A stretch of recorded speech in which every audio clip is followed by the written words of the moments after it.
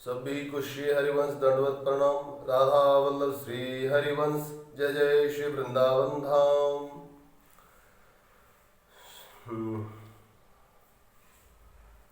कल हम बात कर रहे थे एक गोपी और हमारे श्याम सुंदर की प्रेम की जो चर्चा थी वो हम गुरुदेव भगवान और संत भगवान की वाणी में ग्रंथों में हर बार यही पढ़ने श्रवण करते हैं कि भगवान अपने भक्तों पर करुणा करते हैं, दीनता वत्सलता और प्रेम के मारे इस धरा पे जन्म लेते हैं।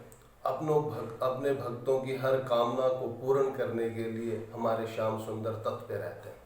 सबसे बड़ा उदाहरण आप ही देख लो पूतना जी का। पूतना जी को माता की संज्ञा दी और राधा रानी को जब वैकुंठ धाम में पूतना जी का प्रवेश हुआ तब प्रभु श्री राधा रानी के साथ में खड़े हो गए हैं और कहा, राधे माता आ रही है, स्वागत के लिए जाना तो पड़ेगा द्वार पे। कि हे स्वामी, हे कन्हैया, पूतना माता? हाँ। बोला, मैंने तो इनको पहले से ही माता मान लिया था, पिछले जन्म में राजा बलि की पुत्री और मैं 52 अवतार में तभी इनको वरदान दे दिया था, तो माता है। पूतना को भी माता की संज्ञा दी। सोच लो, जो उनके प्रेमी जो भक्त हैं उनके लिए भगवान कहाँ तक अपने प्रेम का जो स्वरूप है वो दिखाते हैं।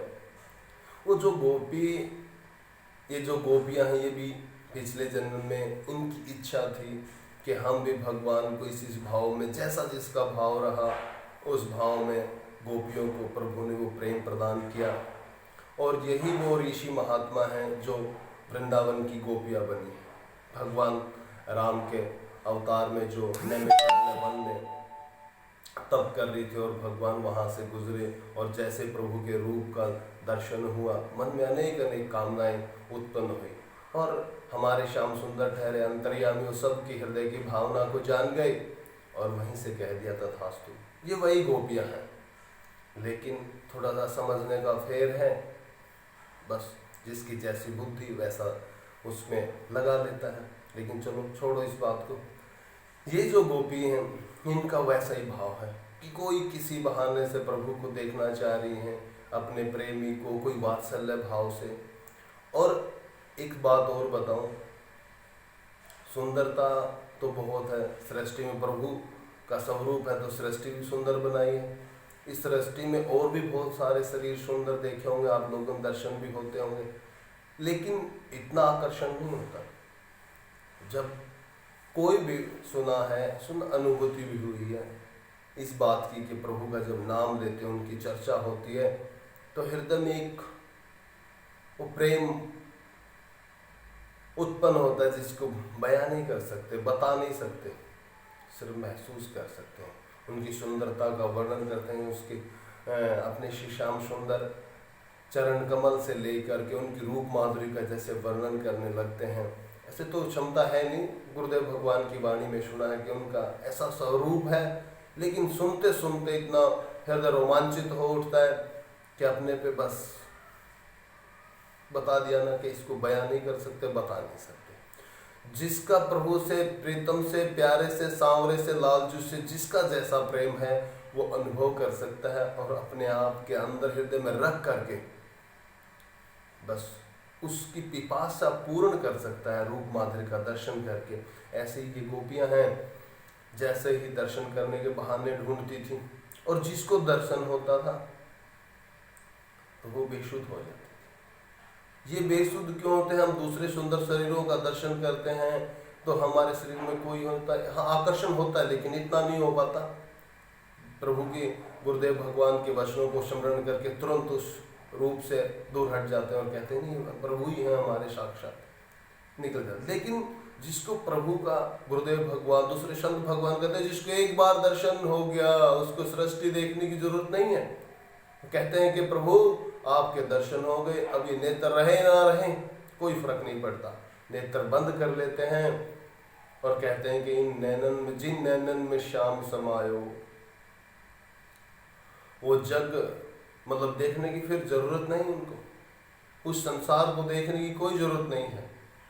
तो जो गोपी द्वार पे बैठा के गई थी, पड़ोस की जो गोपी थी, उनको कहा था कि तू यहाँ रखवाली करना, और जब कहना आए तो उसको रोक देना। वो अपनी मंडली के साथ आता है और भगवान भक्त की हर भावना को समझते हैं, और उन्होंने तो पहुंचना था कि गोपी के हृदय की बात है। और जो दूसरी गोपी थी उसके हृदय में दूसरा भाव था कि कब दर्शन होंगे, वो अंतर्मुखी थी, कब दर्शन होंगे, कब दर्शन होंगे। आज दोनों गोपियों को दर्शन देना था, लेकिन अलग अलग रूप में। एक को थोड़ा सा तड़पा के और दूसरी को स्वरूप माधुरी का दर्शन करा के जो प्रेम भाव था उसको और प्रफुल्लित करना था। वो गोपी द्वार पे बैठी थी और देख रही थी कि कोई आएगा, दिखाने के लिए मैं डांटूंगी, लेकिन अंदर ही अंदर भाव चल रहा था कि कब कन्हैया आएगा, कब हमारा श्याम सुंदर आएगा, कब हमारा प्रीतम आएगा और कब उसके दर्शन होंगे।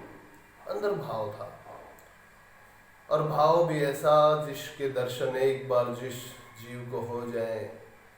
मैं सच्चे हृदय की बात बताता हूँ। जय जय श्री राधे। फिर सच में दूसरे दर्शन करने की इच्छा नहीं है।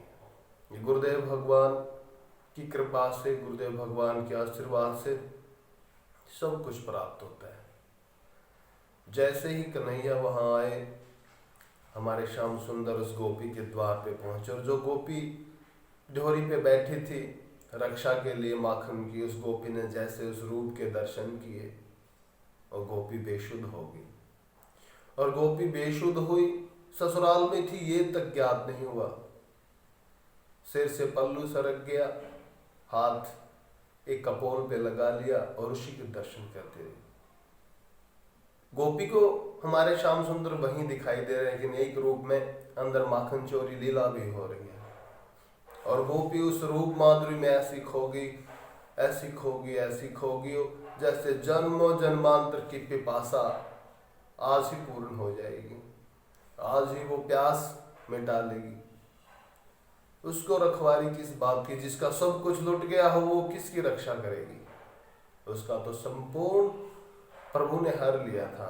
जिसका चित्त चुरा लिया हो उसका बाकी क्या रह जाए। यही फर्क है संसारी जीव के दर्शन करना और प्रभु के दर्शन करना। हमारे श्याम सुंदर के जब भी दर्शन होते हैं, आकर्षण क्यों होता है? सत्य, धर्म, प्रेम, ये तीनों प्रभु का स्वरूप है।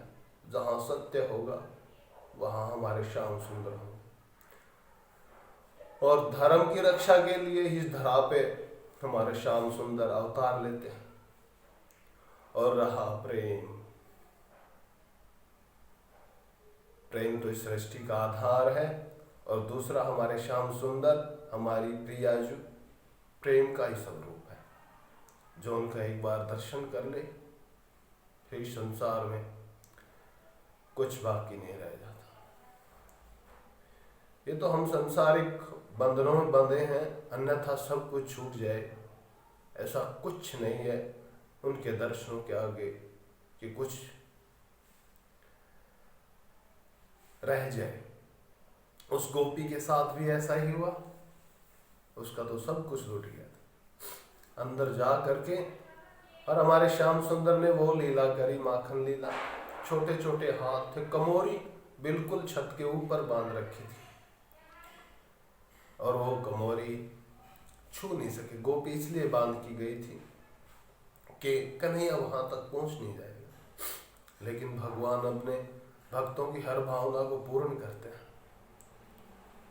ऊपर चढ़ गए और छोटे छोटे हाथों से माखन निकाल निकाल के नीचे डाल रहे हैं। कुछ अपने सखाओं के मुंह में गिर रहा है, मुंह पे कहीं, आंख पे कहीं पे। वो खा भी रहे हैं। कन्हैया नीचे तो दे दे, कन्हैया नीचे तो दे दे। पूरा माखन आंगन में बिखेर दिया, कीच मचा दिया। क्योंकि गोपी की इच्छा थी बार बार दर्शन हो, और जब उत्पात होगा तभी तो कुछ आगे होगा। कन्हैया ने, हमारे श्याम सुंदर ने ऐसा माहौल कर दिया है कि गोपी आएगी, क्रोध आएगा, आगे की लीला आगे आएगी। और तब तक वो गोपी यमुना स्नान करके अपने यहाँ पे आ गई है। आपने सुना ही था कि उसने उस गोपी को बहुत डांटा। अरे तू यहाँ बेसुध सी बैठी है, हाथ लगा के देखत, ना हिल रही ना डुल रही, नेत्रों से अश्रुपात हो रहा है। भाव में थी, अश्रुपात हो रहा है। अरे तो ये लाज शर्म ना है, तू रखवारी के लिए छोड़ के गई और तू ससुराल में बैठी है, तेरे सिर पे पल्लू भी ना है, तू किस भाव में बैठी है? मुझे पता होता कि तू उन चोरों की मंडली की है तो मैं तेरे को रक्षा के लिए यहाँ नहीं बैठा थी। उस गोपी को कोई शुद्ध नहीं है, उसको जितना कोसना था उसने कोस लिया। और अंदर जा करके जब देखा, पूरा माहौल ऐसा कर रखा था जैसे धान की खेती का खेत होता है, ऐसे कीच मचा रखी है दही माखन की। दोनों हाथ सिर पर रख लिए परिवारजन को दिखाने के लिए कि कन्हैया ने ऐसा कर दिया, ऐसा कर दिया, यशोदा मैया को आज बोल के आऊंगी। अंदर ही अंदर खुशी चल रही है कि अगर यशोदा मैया को बोल के आऊंगी तो एक बार फिर उसके दर्शन हो जाएंगे।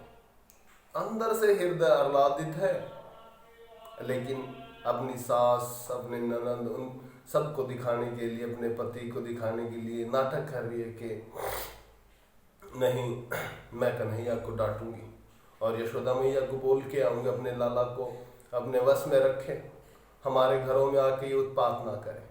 लेकिन अंदर से जो हृदय में चल रहा है कि उल्हाना दे के आऊंगी तो पास में कहना होएगा और मैं उनके दर्शन बिल्कुल नजदीक से कर पाऊंगी। ऐसी गोपियों का अद्भुत प्रेम है।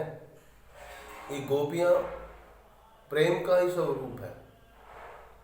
मैं ग्रंथों में गुरुदेव भगवान की वाणी में सुना कि गोपियों के हृदय में एक एक पल के लिए जो तड़प थी वो बयान बता नहीं सकते। गोपियां कहती थी, रे ब्रह्मा तूने ये पलक क्यों बनाई नेत्रों के आगे? हम हमारे श्याम सुंदर को देखते हैं, देखती है ना, तब ये झपकती है और ऐसा लगता है जैसे बहुत दिनों से हमारे श्याम सुंदर को देखा ही नहीं, हमारी श्री जी को देखा ही नहीं हो, तूने ये क्यों बना दी? सीधे नेत्र ही रहते तो हम लगातार निहारती रहती। जय जय श्री राधे, जय जय श्री राधे श्याम, जय जय श्री हित हरिवंश।